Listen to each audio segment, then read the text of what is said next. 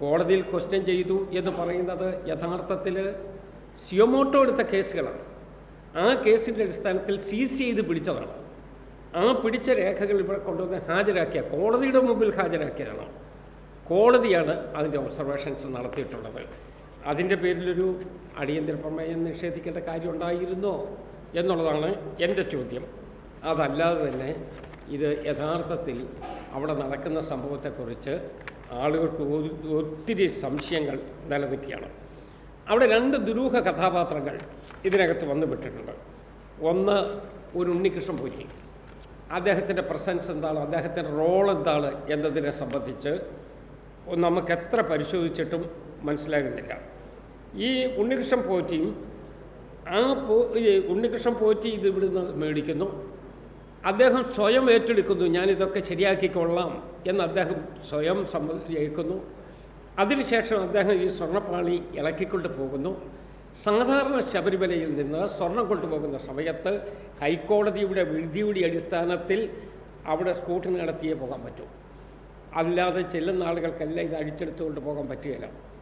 ഇത് കൊണ്ടുപോകുന്ന സമയത്ത് എക്സിക്യൂട്ടീവ് ഓഫീസർ ശബരിമല, തിരുവാഭരണത്തിൻ്റെ കമ്മീഷണറുണ്ട്, അഡ്മിനിസ്ട്രേറ്റീവ് ഓഫീസറുണ്ട്, തന്ത്രി of Sabarimala temple, executive engineer, assistant executive engineer in the presence of the vigilance authorities were not secured.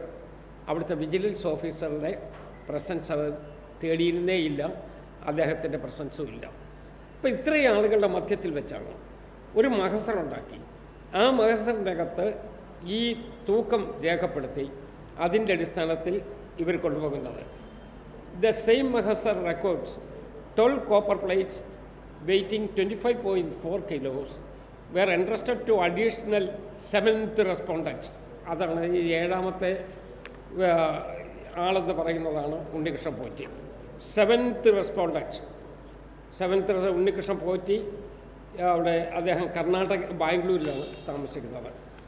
അപ്പോൾ 7th respondent on the following day 27/2019 pidams on which Dwarapalaka stood 2 in number 17 kilo തൂക്കമുണ്ട്. ആ സാധനം കൂടെ വീണ്ടും ഇവർ കൊണ്ടുപോവുകയും ചെയ്തു. Total വരുമ്പം 42.8 kilo സ്വർണ്ണപ്പാളികളാണ് അവിടെ നിന്ന് പോയത്. ഇത് മടക്കിക്കൊണ്ടുവന്നപ്പോൾ അവിടെ കോടതിയുടെ ഒബ്സർവേഷനുകൾ ഏറ്റവും സീരിയസ് ആയിട്ടുള്ളത് കോടതി പറയുന്നത്, astonishingly the records before us emphatically revealed that these 12 gold cladded copper and the 2 pidams were produced by the additional 7th respondent at Smart Creations only 29/8/2019 മാത്രമേ അത് അവിടെ എത്തിച്ചുള്ളൂ. ഇവിടെ നിന്ന് കൊണ്ടുപോയതിന് ശേഷം 29/8/2019 ഈ സാധനം ഈ ഇവർ പറയുന്ന ആളുകളുടെ അടുത്ത് എത്തിച്ചിട്ടുള്ളൂ. More than a month and 9 days later. വലിയ ലാഗിങ്ങാണ് വന്നിരിക്കുന്നത്. ഇവിടെ നിന്ന് എടുക്കുന്നത് സമയം. അതിനുശേഷം അവർ കൊണ്ടുപോയിട്ട് സ്മാർട്ട് ക്രിയേഷൻസിൻ്റെ കയ്യിൽ കൊടുക്കുന്നു.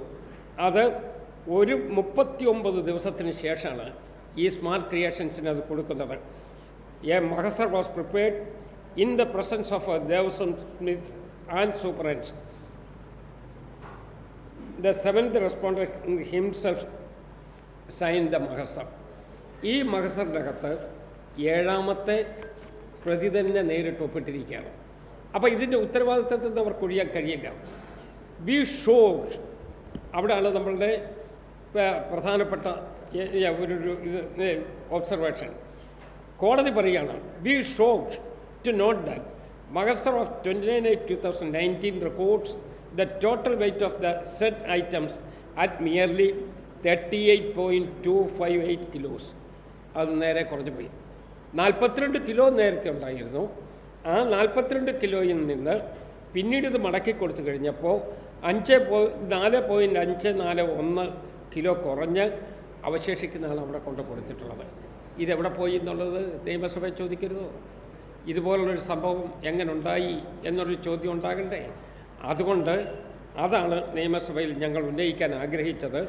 ദൗർഭാഗ്യവശാൽ അത് സബ്ജുഡീസ് ആകും എന്നുള്ള ഭയപ്പാടാണ് പറഞ്ഞത്. ഇത് സബ്ജുഡീസ് അല്ല, ഫൈനാലിറ്റി വന്ന വിധിയാണ്.